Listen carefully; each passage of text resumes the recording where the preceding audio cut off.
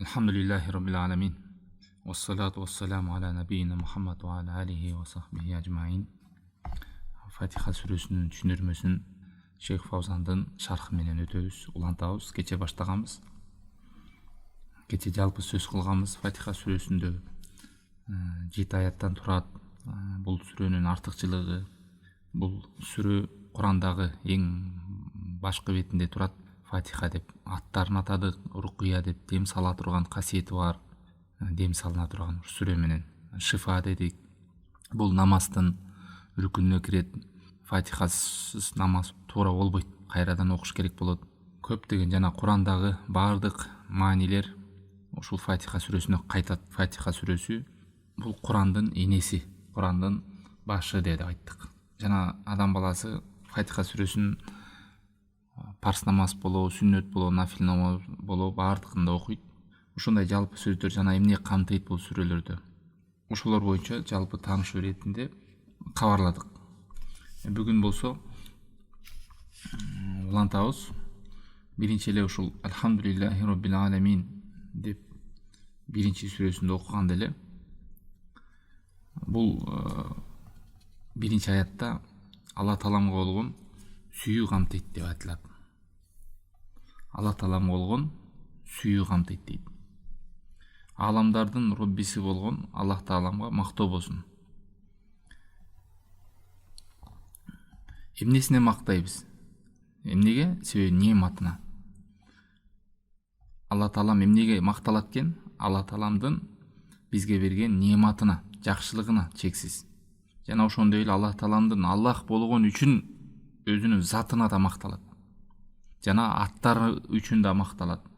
Жана сыпаттары үчүн да камталат, макталат жана амалдары үчүн да Аллахтын кылган иштери үчүн дагы. Ушуну жаттап алыңыздар туугандар. Аллахты мактоо дегенде бизге болгон чексиз неmat үчүн жана Аллахтын өзү үчүн, Аллах болгон ысымдары үчүн, сыпаттары үчүн жана иштери үчүн Аллах Таала макталат экен. Адам баласынын табиятында бирөөнү мактаганда же ал адамдын жакшы болгон үчүн мактайт, же ал адам ошол мактап аткан адамга жакшылык кылган үчүн мактайт. Ушинтип айтап, жакшы сөз менен кабарлайт. Ал эми Алла Тааламдын жакшылыгы жана анын чексиз кудурети, ысымдары, сыпаттары, иштери анын Аллахтын мындайча айтканда абсолюттук түрдө эч кемчиликсиз мактоого ылайык жалгыз зат экенин кабарлайт. Ошол үчүн сүйүү деген ибадаттын эң туу чокуларынан болуп саналат туугандар. Сүйүүсүз ибадат болбойт. Ким сүйбөй ибадат кылган болсо, акыры барып ал ибадатты таштайт. Ошон үчүн ибадат кылууда бир жагы үмүт болсо, бир жагы коркуу деп айтат алымдар. Үмүт Алла Тааламдан күнөөбүздү кечиришин, бейишине киргизишин үмүт кылабыз. Ошол жерде сол жактан коркуу да болот бизде. Чымшыктын эки канатын окшоштурганда алымдар. Коркуу менен үмүт болуш керек дайыма. Коркуу ошо тозогуна түшүп калбайын, күнөөлөрүмөн тоо кылбай өтүп кетпейин, Аллах Таалам ушул кылган айып күнөөмө жазалап салбасын деп коркобуз күнөөлөрүбүзгө, абалыбызга, кемчиликтерибизге. Ошол учурда үмүт да кылабыз. Бирок ушул эки нерсени сүйрөп алдыга тарта турган бул сүйүү деп айтат. Алла Таалам болгон сүйүү. Мына ошол сүйүү Алхамдулиллахи Rabbil Alamin, аламдардын Роббиси жараткан, аламдардын Роббиси болгон Аллах Тааламга мактоо болсун деп. Анан алымдар бөлөт. Сүйүү деген Аллах Таалам. Сүйүү деген негизи ошо төрткө бөлүнөт экен. Негизи туугандар кимдин мүмкүнчүлүгү болсо, жазып алган болсо андан жакшы болот. Сүйүү 4 түргө бөлүнөт экен. Биринчи сүйүү бар. Бул шериктеш сүйүү деп айтат экен. Шериктеш сүйүү. Мындай айтканда ширк сүйүүсү. Бул ошо буттарга сыйынуучу заттар, жанагындай сыйынуучу ар кандай буттардан жасап алган Аллахтан башка нерселерге сыйынып, аларды да жакшы көрөбүз, Аллахты да жакшы көрөбүз деп ортого шерик кошуп, ошо сыйынгандардын да сүйүүсү бар. Алла Таалам Куранда Бакара сүрөсүнүн 165-чи аятат: "Ва минан наси ман яттахиду мин дуниллахи андадан юхиббунахум ка хуббилла валлазина аману ашадду хуббан лилла."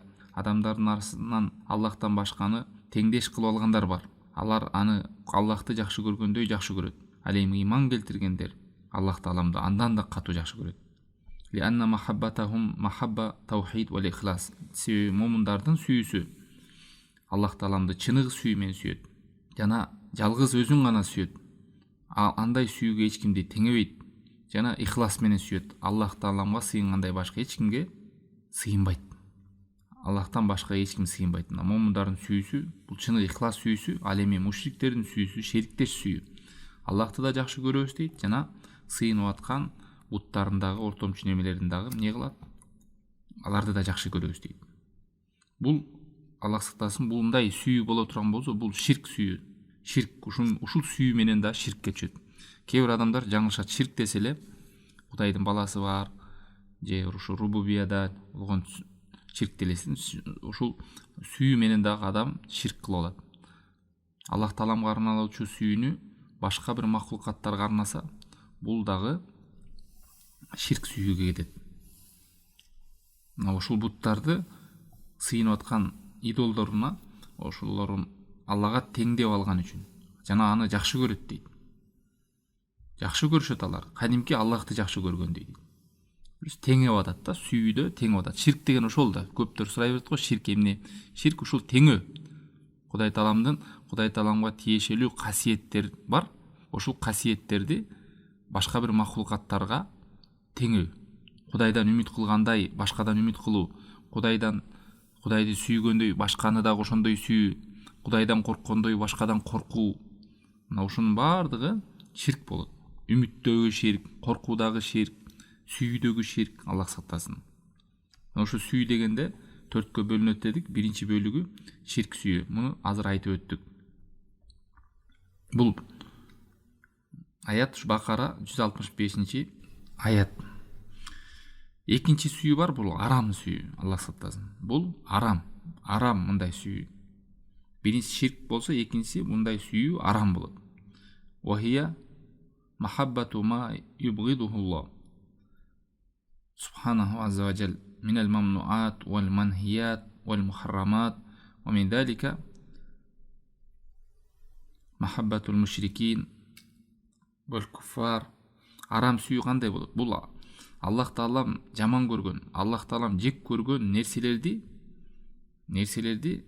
Аллах таалам тыйган нерселерди, Аллах таалам арам деген нерселерди жакшы көрүүсү.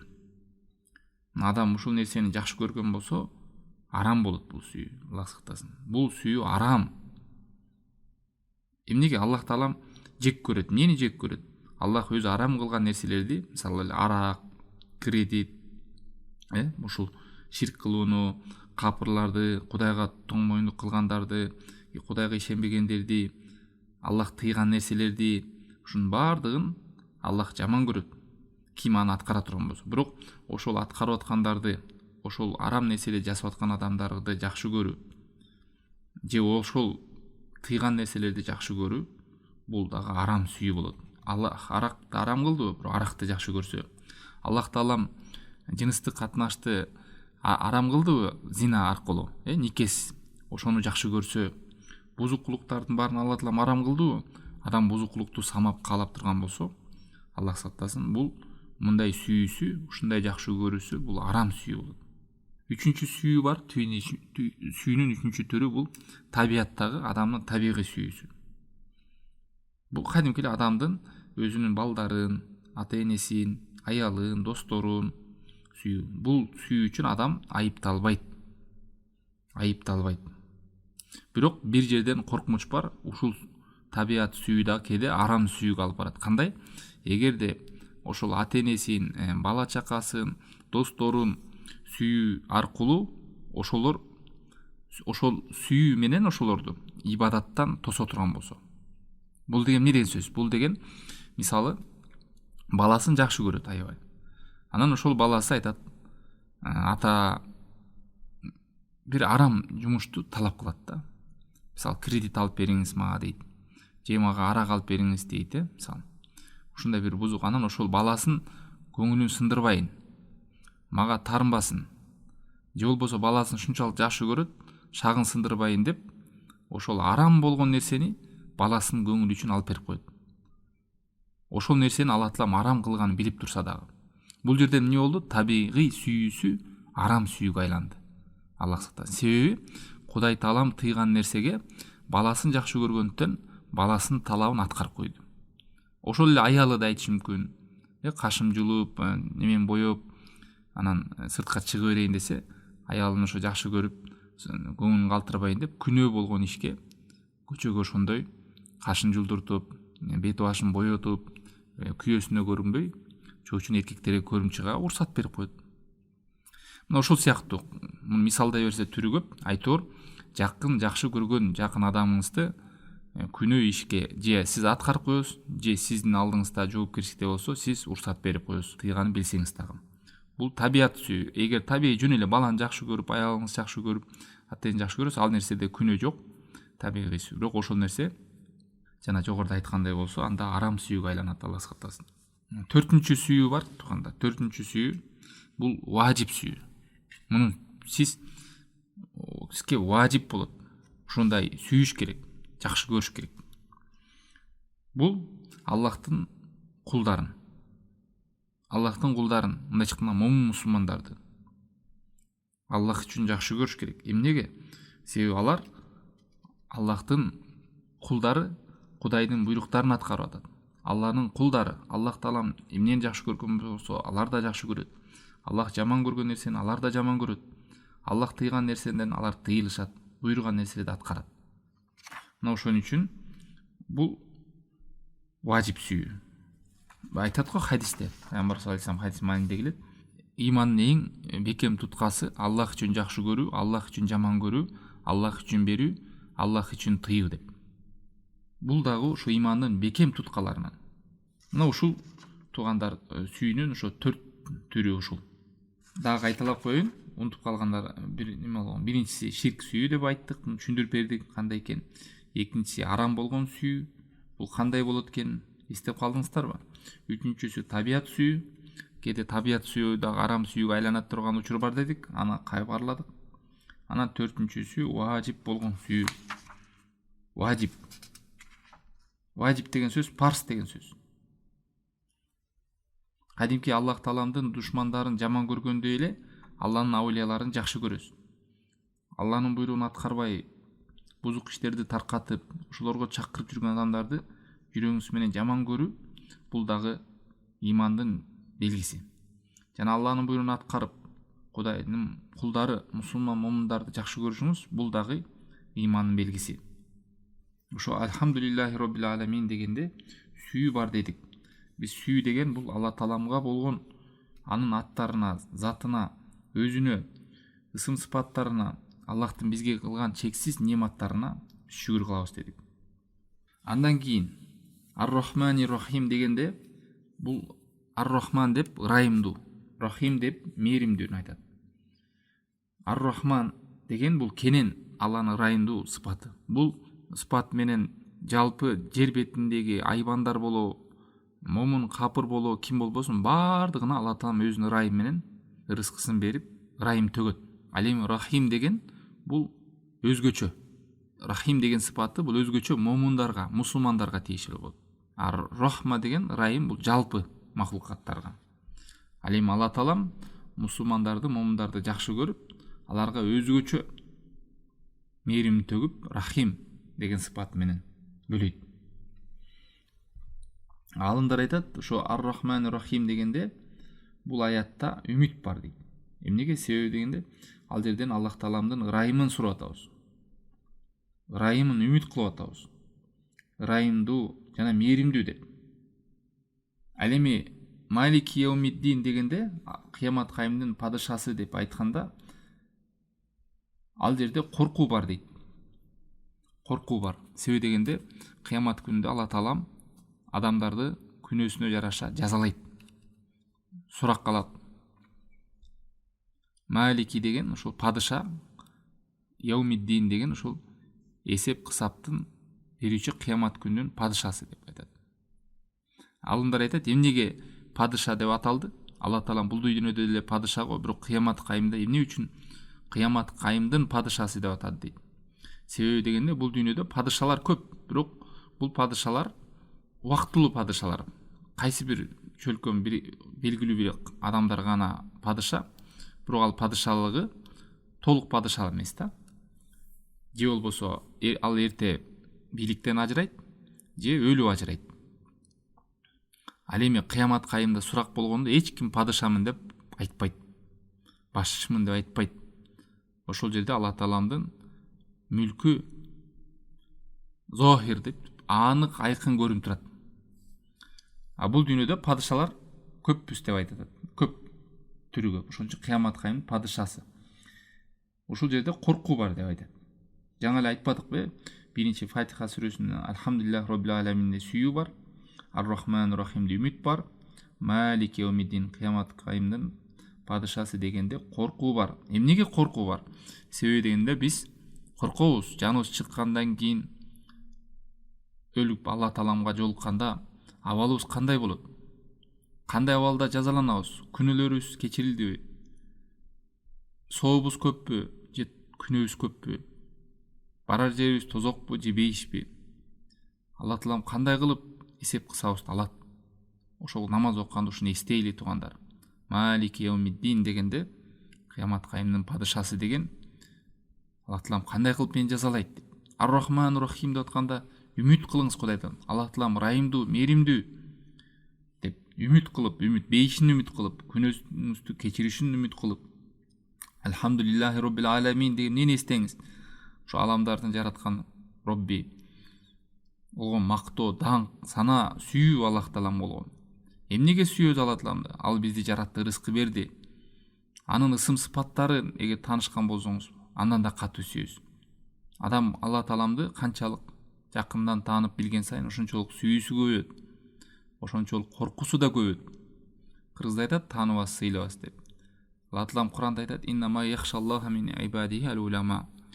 Аллахтан чыныгы коркуучулар булар аалымдар. Канчалык билген сайын ошончолук иман даамын сезип, Кудай Тааламдан коркуп, үмүтүңүз өсүп, коркуңуз да күчөп, ошентип күнөөдөн алыс болуп баштайсың. Имандын даамын татып баштайсың. Намазда коркуу болот. Анан ушу намаз окуп атканда Алхамдулиллахи роббил аламин ар-Рахманир Рахим Малик Яумиддин тилиңиз быдылдап атат, бирок жүрөк башка да. Себеби дегенде ошонун маанисин туюп түшүнбөгөндүктө. Канчалык аяттарга маани берип, ой жүгүртүп, акыл калчап, ошонун маани маңызын жакшы түшүнгөн болсоңуз, намаз окуганда да ошончолук таасир берет. Анан туугандар айтып кетейли, ушул үмүт менен коркуу бар дедик, ушул сүйүү жетелейт дедик адамды. Үмүт анан коркуу ушул нерседен бир эле кеми турган болсо, ибадатта ката болуп баштайт да. Ибадат чатак болуп баштайт. Ибадаттын нугу бузулуп баштайт. Ошон үчүн ар ибадатта ушул үч нерсе сөзсүз болуш керек. Ибадаттын негизи ушул: сүйүү, үмүт, анан коркуу. Ошол үчүн алымдар айтат, адамдын ден соолугу чың жаштык болуп турган кезде ушул сүйүү менен үмүттү айтпадыкпы? Чымчык жана канаттуунун бир канаты, оң канаты болбосо кулап түшкөндөй эле, уча албагандай эле адамдын дагы оң жакта ушул үмүт, анан коркуу бири жок болуп кетсе, ибадат токтоп калышы мүмкүн да. Эмнеге? Себеби дегенде мына айтып мисалдайлы. Кээ бир адамдар коркпойт да. Не десе, Кудай Таалам кечиримдүү деп коюп, үмүтүнө эле байланып алат Алла Таалам. Эми Кудай Таалам кечиримдүү айтып атпайбы, мына ырайымдуу деп атат, мээримдүү деп атат, кечиримдүү деп атат. Эми Алла Таалам кечирет чыгар деген үмүтү көбөйүп кетет дагы, коркуусу азайып, ошо менен жакшы үмүтү узарып кетип, Кудай Таалам тыйган нерселерден тыйылбайт. Эмнеге? Себеби деген ал тыйылайын десе, корккон жок, мени жазалайт, тозокко салат, Аллах Таалам мени азаптайт деген коркуу сыпаты, коркуу сезими жоголуп кетет. Эмнеге? Себеби анын үмүтү узарып кетти. Үмүт узарып кетет да, үмүт узарганда эмне болуп барат? Эки коркунуч бар. Биринчиден, жакында жасайм, ана кылам, мына кылам деп отуруп, Кудайдын буйруган буйруктарын аткарбай жүрө берет. Намазын окубайт, анан окуйм, жакында окуйм, анан бала болоюн, анан чал болоюн, анан неберелүү болоюн, анан үйүн бүтүрүп алайын, анан неме кылып алайын деп жүрө берет. Биринчиден буйрук аткарбай башталдыбы? Экинчисинен Кудай Таалам тыйган нерседен да тыйылбай жүрө берет. Ичип жүргөн адам, ой жакында таштайм, муну жакында таштайм. Эмнеге? Себеби анын үмүтү чоң. Кудай Таалам мен өлтүп кете турган болсом кечирет. Дагы жашоо узак, айлык келечек алдыда деп үмүт узарып кеткен ал адам. Коркуусу жок. Кайсы күн заматта эртең өлүп калышы мүмкүн, Кудайдын алдында барып калсам эмне болот деген коркуу жок. Ошон үчүн үмүт узарып кетет дагы, коркуусу азайып кеткен кезде мына ушундай натыйжага жетет да. Көрдүңүздөрбү? Ошон үчүн үмүт менен коркуу тең салмакта жүрүш керек. Жаңы сүрөттөдүкпү? Канаттуунун эки канаты бар, бир канаты жок болсо кулап түшөт асмандан. Ушундай сыяктуу да. Ушул экөө тең салмакта болуш керек. Кээ бир адамдардан коркуусу күчөп кетсе дагы коркунучтуу да. Коркуусу күчөп кетип үмүтү жок болуп калса эмне болот? Кудай Таалам мени кечирбейт, Кудай Таалам мени бейишине киргизбейт, Кудай Таалам деген бул ташбоор ажал алып кетти деп ушинтип отуруп, мен тозоктун адаммын деп ошол корккондугунун көбөйгөнүнөн дагы туура эмес. Үмүттү Кудайды ташбоор, Кудай мээримсиз деп отуруп азын өлүп калгандар бар. Алла сактасын. Ошонун артынан жаман бузук иштерди кылып ташбоор адам болуп, өзү адам өлтүргүч болуп, же болбосо бандит болуп, ушундай бир мерес жүрөк болуп бузулуп кеткендер да болушу мүмкүн, же жанын кыйып салышы мүмкүн, же динден чыгып капыр болуп кетиши да мүмкүн. Алла сактасын. Ал ушундай катуу коркуунун мындай натыйжасыз коркуу да, Алла сактасын. Же болбосо дагы бир коркунучтар бар. Катуу корктум деп үмүт жоктуктан ар бир күнөө иш бул тозокко калып барат деп башкаларды жанагы айыптап, айтор ушул нерсе тең салмактыкты кармаш керек. Бирок алымдар айтат, кээ бир учурда бирин көбөйтүп, бирин азайта турган учур бар. Азайтпайсың, бирөө көбөйтөт. Мисалы, ден соолугуңуз чың, жашчылык кез, курсак ток, көңүл ток, ушундай кезде адам коркуусун көбөйткөн жакшыраак дейт. Себеби үмүт бул учурда көбөйүп кетсе, адам жалкоолук пайда болот. Кудай Таалам кечирет, ана окуйм, мына окуйм, жакында кылам, жакында баштайм деп, ошо ден соолугунун чыңдыгына, жаштыгына, ошо токчулугуна азгырылып, эртең деп өтүп кетиши да мүмкүн да. Үмүтү жакшы. Кудай Таалам кечирет, жакында баштайм деп отуруп. Ошон үчүн жаш кезде бир аз коркууну көбөйтүш керек. Любой күнү мен өтүп кетиши мүмкүн, жаным чыгып кетиши мүмкүн. Кой деп ошол коркуусу бир күнөө иш кыларда эстеш керек. Мунун азабы бар, мунун сурагы бар деп. Ушул алымдар айтат, ушул Фатиха сүрөсүн окуп атканда ушуларды эстеңиз туугандар. Алхамдулиллахи роббил аламин дегенде сүйүү бар экен, Ар-Рахманур Рахим дегенде үмүт экен, Малики яумиддин дегенде коркуу экен деп. Анан дагы бир нерсени айтып коелу.